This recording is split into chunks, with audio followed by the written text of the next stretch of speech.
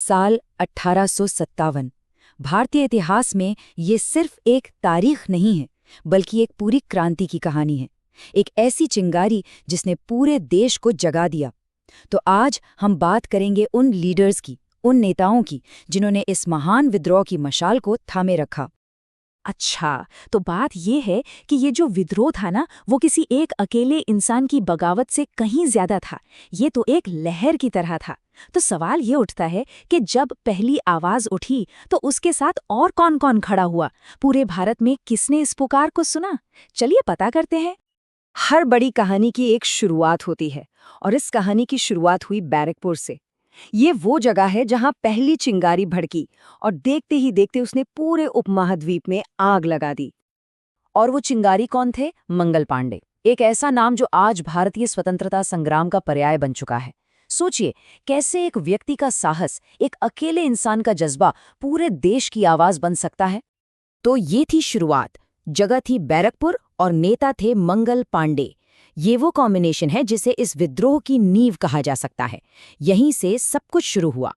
लेकिन जैसा हमने कहा, ये चिंगारी सिर्फ बैरकपुर तक नहीं रुकी। ये तो जंगल की आग की तरह फैली और इसने कुछ बड़े बड़े शहरों को अपनी चपेट में ले लिया। ये वो शहर थे जो इस विद्रोह का दिल, इसका सेंटर बन गए। और उस दिल का केंद्र थी दिल्ली, मुगल साम्राज्य की पुरानी राजधानी। ये सिर्फ एक शहर नहीं था, ये विद्रोहियों के लिए एक बहुत बड़ा सिंबल बन गया। एक ऐसी जगह जहां सब एकजुट हो सकते थे। दिल्ली में कमान संभाली आखिरी मुगल बादशाह बहादुर शाह द्वितीय ने। वो एक प्रतीकात्मक लीडर थे, लेकिन असली सैन्य ताकत और नेतृत्व जो था, वो उनके एक बहुत ही काबिल सेनापति जनरल बख्त खान के हाथों में था।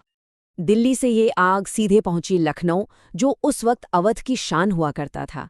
और देखते ही देखते लखनऊ भी प्रतिरोध का एक बहुत बड़ा गढ़ बन गया। यहाँ विद्रोह की आवाज बहुत ज्यादा बुलंद थी। लखनऊ में मोर्चा संभाल रही थी बेगम हजरत महल। उन्होंने अपने छोटे बेटे बिरजिस कादिर को नवाब घोषित कर दिया और अंग्रेजों को एक ऐसी जबरदस्त टक्कर दी जिसकी उन्होंने कल्पना भी नहीं की थी।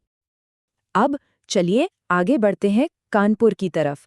कानपुर सिर्फ एक और शहर नहीं था, बल्कि स्ट्रेटेजिकली यानी सामरिक रूप से एक बहुत ही जरूरी सेंटर था।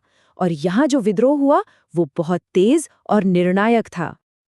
अब देखिए, कानपुर में एक बहुत दिलचस्प बात थी। यहाँ कोई एक लीडर नहीं था, बल्कि एक टीम थी। पेशवा बाजीराव द्वितीय के गोद लिए हुए बेटे नाना साहेब, उनके भतीजे राव साहेब, जबरदस्त योद्धा तात्या टोपे और उनके सलाहकार अजीमुल्ला खान, ये सब मिलकर लड़ रहे थे। पर कहानी सिर्फ दिल्ली, लखनऊ या कानपुर की नहीं है। ये आग तो पूरे उपमहाद्वीप में फैल चुकी थी।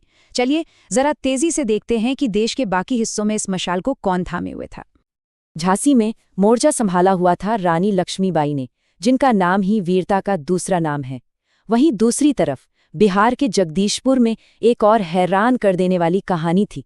80 साल के कुंवर सिंह और उनके भाई अमर सिंह ने उम्र को मात देते हुए अंग्रेजों को नाको चने चबलवा दिए। विद्रोह की ये लहर इलाहाबाद और बनारस भी पहुंची, जहां कमान मौलवी लियाकत अली के हाथों में थी, और उधर बरेली में खान बहादुर खान ने नेतृत्व की बागडोर संभाली।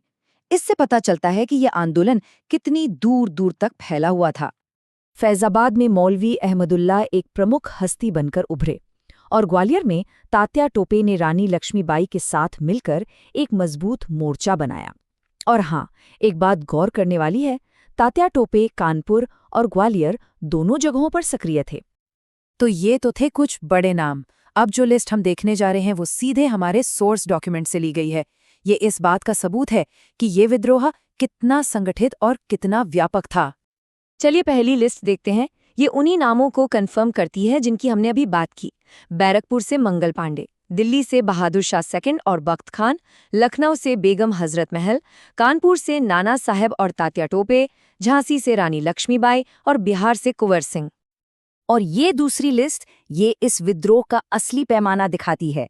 सिर्फ उत्तरी मैदान ही नहीं, बल्कि असम से कंदपेश्वर सिंह और ओडिशा से सुरेंद्र शाही जैसे नेता भी इस लड़ाई में शामिल थे।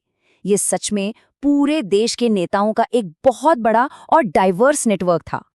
चलिए अब सबसे जरूरी जानकारी को एक साथ समेट लेते हैं, एक फटाफट रिवीजन, ताकि ये सभी जरूरी फैक्ट्स दिमाग में अच्छी तरह से बैठ जाएं।